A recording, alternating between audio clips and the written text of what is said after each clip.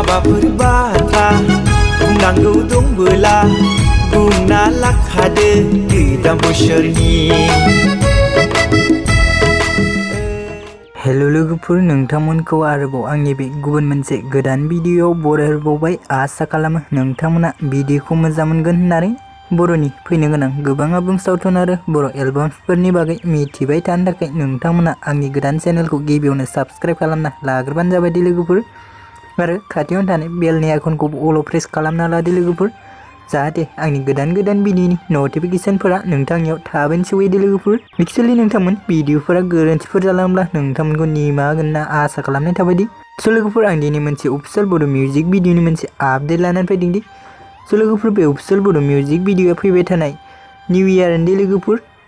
स' नोंथांमोना बे अफिसियेल बड' मिउजिक भिडियोजों मोनसे गोगोम गाजा गोमजायै रंजानो हागोन दे लोगोफोर। एक्चुअली नोंथांमोन बे अफिसियेल बड' मिउजिक भिडियोखौ बुद्धेश्वर फिल्म प्रडाक्शन चेनेलाव आपल'ड खालामदों दि। स' लोगोफोर, बे अफिसियेल बड' मिउजिक भिडियोनि टाइटेलानो जाहैबाय निउ इयारनि सना दे लोगोफोर। स' नोंथांमोना जुदि बे अफिसियेल बड' मिउजिक भिडियोखौ दासिमहालागै जुदि नायाखै, अब्ला आंनि चेनेलनि गेजेरजों नायनो हागोन दे लोगोफोर।